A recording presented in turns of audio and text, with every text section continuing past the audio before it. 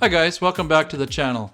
Today we're going to take a look at another new plane. It's the 1100mm T-28D Trojan, manufactured by 11 Hobby and sold by Banggood.com. When Banggood offered me the opportunity to look at this plane, I jumped at it because the T-28 Trojan has always been a sentimental favorite of mine.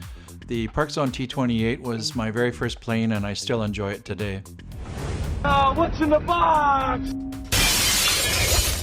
Well, I'm pleased to report that the plane arrived in perfect condition, and unlike some other offshore manufacturers, 11 Hobby has spent a bit of money in creating packaging that actually protects the plane while it's in transit.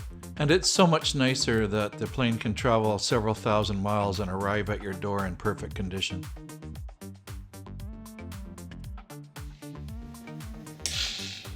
Even though this plane is slightly smaller than the Park Zone, it comes with fully functional flaps and retractable landing gear. I was really stoked to get this yellow version because I already own a red and white as well as gray and black T-28, so this yellow version is going to be a welcome addition to the hangar, and I'm really looking forward to seeing how well it shows up in the sky. I'm not sure if you can tell by looking at the video, but the quality of the foam on this plane is actually excellent. I've got a couple of new planes recently where the foam wasn't of the greatest quality, and especially around the hinges, where in some cases the hinges were actually falling off in your hand. That's not the case with this plane. As you can tell, the fit and finish of the plastic and foam parts is excellent. The parts count on this plane is very low, and with only 8 parts in the box, this plane goes together in just a few minutes. The one-piece wing is ready to attach to the fuse just as it comes out of the box. The 4 servos that control the flaps and the ailerons are already installed, as are the retractable landing gear. It's all ready to go.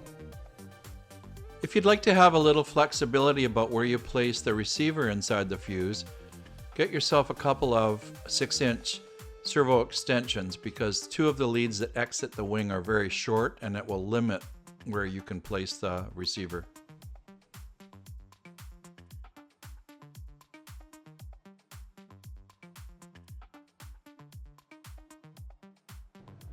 I swapped out the stock EC3 connector for an XT60 so that it was compatible with my lipos.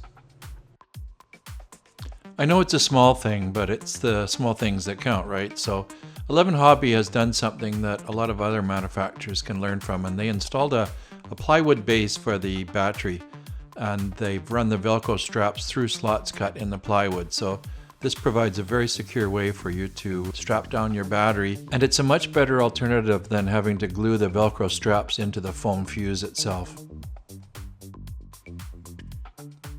I know I'm starting to sound like a fanboy, and I don't mean to, but so far everything about this plane is exceeding my expectations for a plane at this price point. The prop adapter, there's nothing special about it, but everything fits so perfectly. The moldings that they have created for the prop adapter and the plastic they use seems to be of excellent quality, and so far there's no disappointments.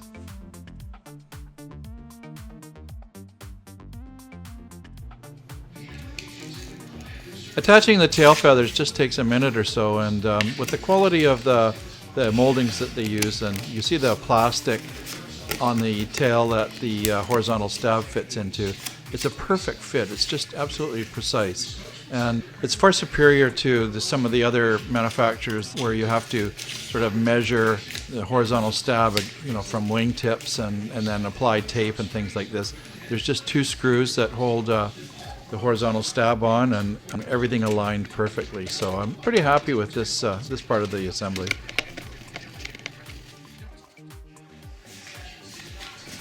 The wing secures to the fuselage with just the 4 screws that you see here. I set this plane up on a DX9 with a 7-channel receiver, and as long as you use a Y connector for the ailerons, the setup of the plane within the radio is really straightforward if you use the flap system menu.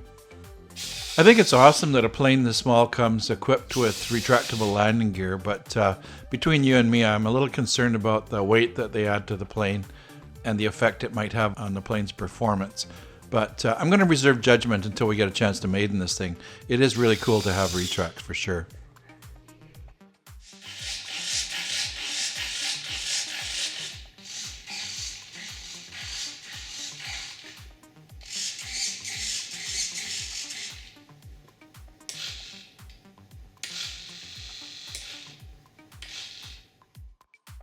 So this is the 1100mm T-28 sitting alongside its Park Zone counterpart, and as you can see, it's pretty hard to tell that there's any difference in size.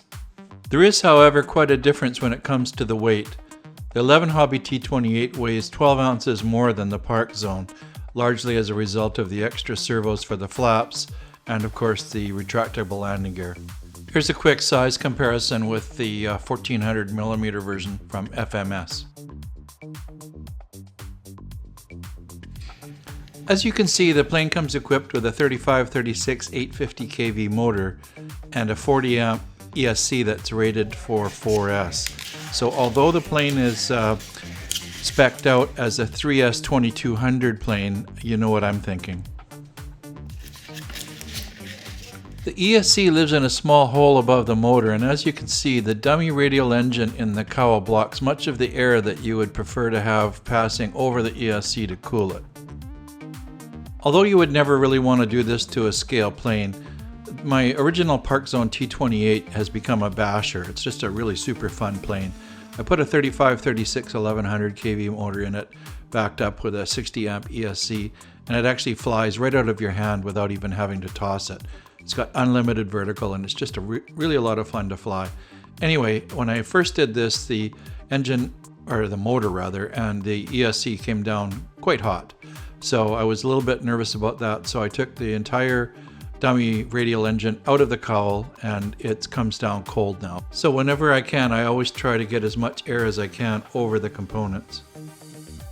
Because this plane came stock with a larger motor to begin with, I have to assume that they designed in adequate cooling. But just to be on the safe side, I'm going to take out the one cylinder that's preventing the air from flowing directly over the ESC.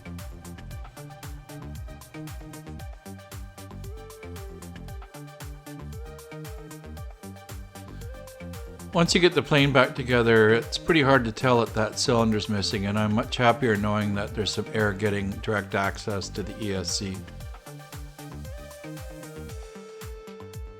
Well, that's about all I've got for you for this video, and in terms of a summary, all I can say is so far so good. I'm really liking everything I see so far, but the proof will be in the pudding when we get to maiden this airplane and see how she flies.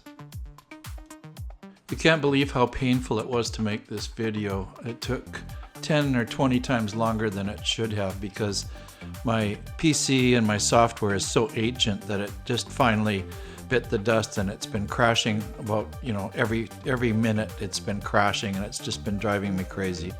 So I didn't want to lose all of the work that I had already done, and this will be the last video I produce with the old equipment, and I've got the new stuff ready to go. So I'm really looking forward to that.